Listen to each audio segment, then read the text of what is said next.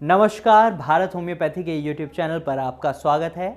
आज हम बात करेंगे लीवर डैमेज और सोराइसिस का क्या कनेक्शन है। लीवर डैमेज की वजह से आपका सोराइसिस कैसे एग्रीवेट हो जाता है और लीवर डैमेज सोराइसिस पेशेंट्स में क्यों देखा जाता है, इन कारणों की भी हम बात करेंगे। सबसे पहले हम समझ लेते हैं लीवर डैमेज को हम कैसे पहचान सकते हैं। जब पेशेंट का लीवर डैमेज होता है तो वो टेस्ट कराते हैं LFT और उस टेस्ट में वो देखते हैं उनका SGPT लेवल, SGOT लेवल और बिलीरुबिन लेवल बढ़ा हुआ वो देखते हैं और उन्हें समझ आता है उनके लीवर में कुछ दिक्कत है, लेकिन इसकी वजह से उनका सोराइसिस कैसे एग्रीवेट हो रहा है उन्हें ये समझ नहीं आता। तो सबसे पहले हम समझते हैं लीवर डैमेज होता क्यों है।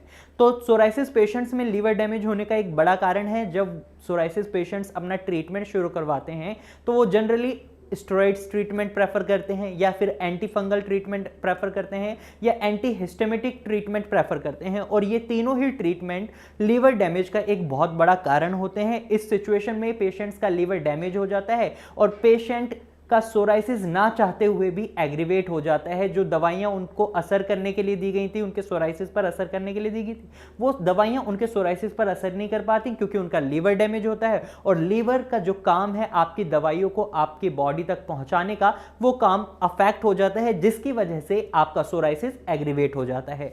अब हमें यह तो समझ आ गया स्टेरॉइड्स की वजह से सोराइसिस एग्रीवेट हो जाता है, एंटी फंगल ट्रीटमेंट की वजह से सोराइसिस एग्रीवेट हो जाता है। लेकिन कई ऐसे भी पेशेंट्स होते हैं जो ना तो स्टेरॉइड्स ट्रीटमेंट ले रहे होते हैं, ना ही एंटी फंगल ट्रीटमेंट ले रहे होते हैं और ना ही एंटी हिस्टेमिटिक ट्रीटमेंट ले रहे होते हैं, लेकिन फिर भी उनका सोराइसिस एग्रीवेट हो रहा होता है। तो ऐसी सिचुएशन में लीवर का क्या रोल रहता है, और ऐसे सिचुएशन में अगर उनका लीवर डैमेज है तो उनका लीवर डैमेज क्यों है, हमें यह भी समझना होगा। कई बार क्या करते हैं पेशेंट अनहाइजीनिक लाइफस्टाइल को अपना लेते हैं। वो पानी जब पीते हैं वो देखते नहीं उनका पानी साफ है यानी उनका पानी फिल्टर्ड है या नहीं। कई बार गंदा पानी भी पी लेते हैं और ये गंदा पानी पीने की आदत और ये साफ पानी ना पीने की आदत उन्हें क्या कर देती है, उनके लीवर को डैमेज कर देती है। और जब उनका लीवर डैमेज होता है तो इससे उनका सोराइसिस एग्रीवेट हो जाता है। वहीं दूसरा कारण जो सोराइसिस पेशेंट्स में देखा जाता है, वो क्या करते हैं, जब सब्जियां खाते हैं तो वो बिना धोए सब्जियों को खाने लग जाते हैं, या फिर जिन बर्तनों में वो सब्जियां या खाना खा रहे हैं वो साफ नहीं होते, या जब उन बर्तनों को धोया जाता है तो वहां जिस पानी का यूज किया जा रहा है वो पानी गंदा होता है, या फिर जिस सोप से वो अपने बर्तनों को साफ कर रहे हैं वो सोप सही नहीं होता, और जिसका रिजल्ट क्या होता है, उनका लीवर डैमेज होता है। उनके SGOPT, SGPT लेवल्स बढ़ने लग जाते हैं, बिलिरुबिन लेवल बढ़ने लग जाते हैं और इसका इफेक्ट उनके सोराइसिस को एग्रीवेट करने पर साफ साफ दिखने लग जाता है। वहीं कुछ केसेस में क्या होता है, पेशेंट्स को रिकरेंट लीवर इंफेक्शन की प्रॉब्लम भी होती है, और कुछ केसेस में ऐसा भी देखा जाता है कि पेशेंट्स की हिस्ट्री रही होती है हेपेटाइटिस A, हेपेटाइटिस B और हेपेटाइटिस C की, जिसकी वजह से भी उनका लीवर डैमेज होता है। और साथ ही कई केसेस में ऐसा भी देखा गया है कि जॉन्डिस की प्रॉब्लम सोराइसिस पेशेंट्स को होती है, उन्हें समझ ही नहीं आता उन्हें जॉन्डिस की प्रॉब्लम है।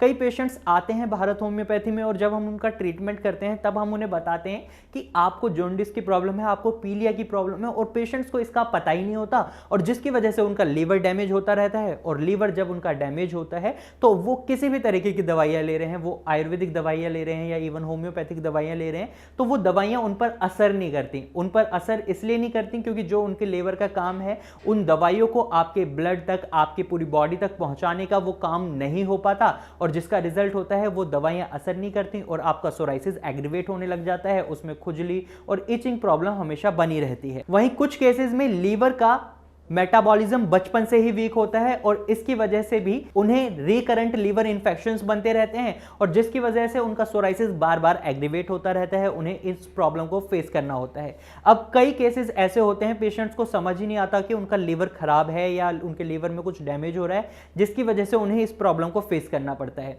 वहीं लीवर डैमेज होने के कुछ सिम्टम्स है जो मैं आपको बता रहा हूं। अगर आपको भूख में कमी लगती है, या फिर आपको उल्टी आने का जैसा मन बना रहता है, आपको डायरिया या कॉन्स्टिपेशन की प्रॉब्लम लगातार बनी रहती है, या फिर आपके लीवर की साइड में आपको पेन महसूस होता है, पेन महसूस करते हैं आप अगर अपने लीवर की साइड में, तो ये भी आपके लीवर डैमेज के सिम्टम्स हैं। और वहीं अगर आप सोराइसिस के पेशेंट्स हैं और आपको ये सिम्टम्स दिखाई दे रहे हैं तो सबसे पहले आपको LFT टेस्ट कराना है, यानी लीवर फंक्शन टेस्ट कराना है। आप उस टेस्ट में देखेंगे आपका SGOT और बिलिरुबिन और SGPT लेवल्स अगर नॉर्मल हैं तो इसका मतलब है आपका लीवर सही से काम कर रहा है, कोई और फैक्टर है जिसकी वजह से आपका सोराइसिस एग्रीवेट हो रहा है। अगर ये लेवल बढ़े हुए हैं तो आप समझिए आपको आपके लीवर पर काम करना पड़ेगा, आपके डॉक्टर को भी लीवर पर काम करना पड़ेगा, तब जाकर आपका सोराइसिस धीरे धीरे कम होना शुरू होगा। अगर आप एक सोराइसिस पेशेंट हैं तो मैं उम्मीद करता हूं आपको इस वीडियो से समझ आ गया होगा कि आपका लीवर कैसे आपके सोराइसिस को एग्रीवेट करता है और किस वजह से आपका सोराइसिस जल्दी ठीक नहीं होता जब आपके लीवर में कोई प्रॉब्लम होती है।